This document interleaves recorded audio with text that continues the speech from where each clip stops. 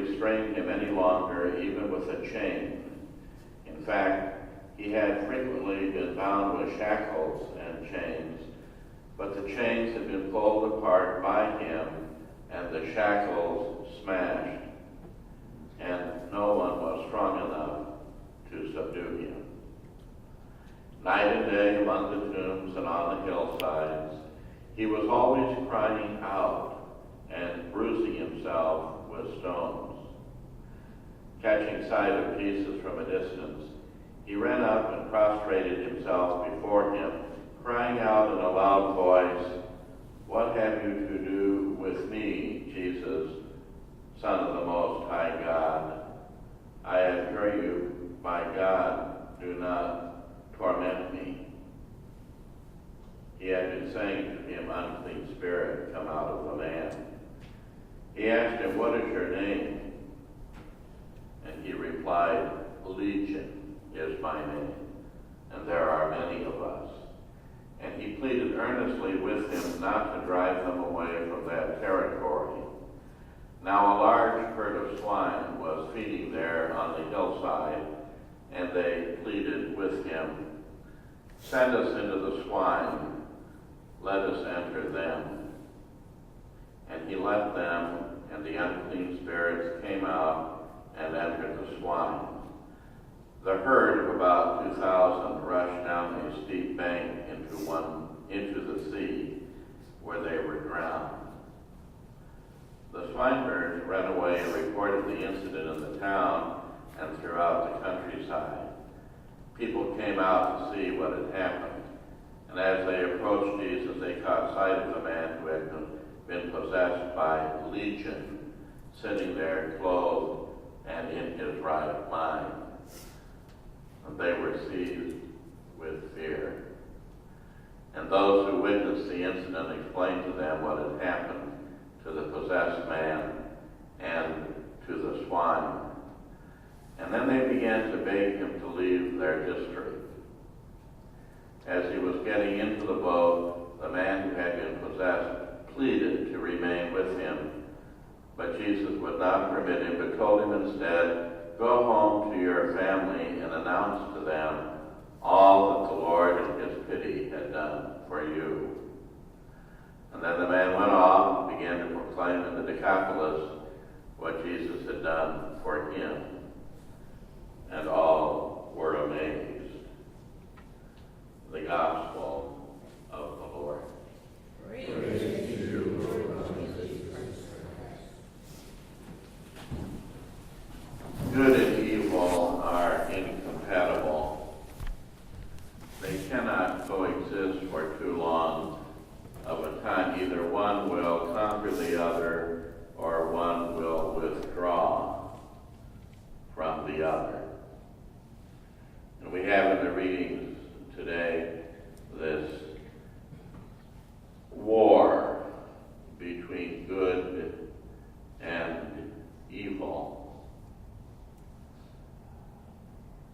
I suppose any parent who has been rejected by their sons or daughters, perhaps cursed by them, can relate in a very special way to the emotions of David in the first reading this morning, or those who have been rejected by a very close friend or relative. Absalom, David's son, has stirred up the people against his father, even to the point of maliciously saying that David had risen to the throne through violence in the death of Saul. We know that Saul committed suicide. But that was the argument against David, that he overcame the throne through violence, which of course was a malicious lie. And now you have Absalom actually on a campaign to kill his father so that he could take over the throne. And here you have this Benjaminite, member of the tribe of Benjamin, Shimei, who meets David on the road and curses him. the people during the Passion who cursed Jesus. You think of Herodias, who cursed the head of John the Baptist. Evil cannot stand to be too long in the presence of good and innocence. Either the evil will fight the good or will withdraw from the good. And so here you have Shimei throwing rocks at David and his men. You think again of the attempt to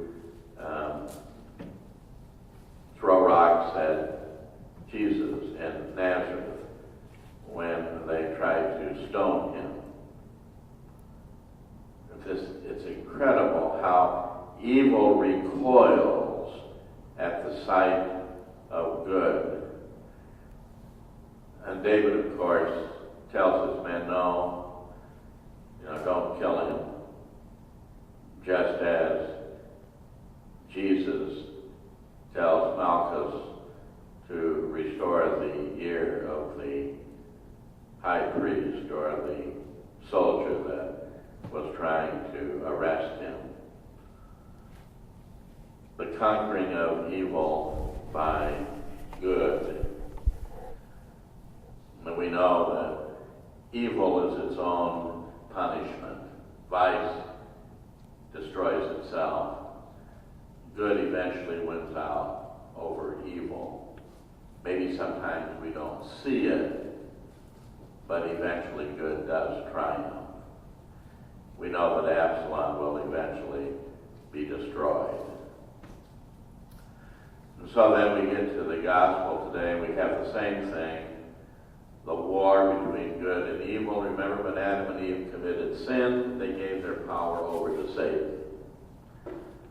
They relinquished their power, and Satan took over this world to rule it. And again, to quote C.S. Lewis, when Jesus became human, he entered into enemy territory in order to destroy the evil that was in it. And so Jesus now goes into this very dark place, the area of the Gadarenes, and eventually is accosted by a demoniac. And once again, it's the same thing that we had yesterday. Normally, the devil would recoil from Jesus unless Jesus demands that the devil come before him. And that's exactly what happens today. The demoniac comes before Jesus, and if you notice, prostrates himself before him, because Jesus is the greater power over Satan and evil. And of course, if you notice, Jesus hardly doesn't say anything in this gospel. The devil says everything. And rather interesting, I adjure you by God, do not torment me. If you read Matthew's gospel, it's do not torment me before it's time. Before it's time? Before you conquer me by the cross and the resurrection, and before at the end of the world you will hurl me into the abyss for all eternity. The devil knows it's a losing cause. He knows he's going to lose. And he's going to lose because of the cross of Christ and the resurrection. And he also knows at the end of the world he will be put into the abyss with all of his minions for all eternity. And so what does the devil say? These are many demons, by the way. Send us into the swine. They beg to be sent into the swine. And they go into the swine, and if you notice, there are thousands of these pigs, but supposedly only 2 demons. shows you how the power of Satan within a soul, once it takes over that soul. And then the pigs, of course, go into the water and are drowned, giving an ocular demonstration that the exorcism has taken place. Now you would think that the swineherds would have been gracious to have seen the curing of this demoniac. However, money, greed, economic power, political power took precedence. And they go into the city, tell people what had happened. The people come out. Now, the gospel doesn't say this, but I would suspect, the demons can't be put out of existence. Now they go into the swineherds. Now they go into the people of the city. And they become the more subtle demoniacs, because they tell Jesus, get out of here. We don't want any part of you. Leave the district. Get out. And so here you have the demons going from one location to another. And once again, good and evil are not coexistent. They cannot be compatible. Even Peter said, depart from me, Lord, for I am a sinful man.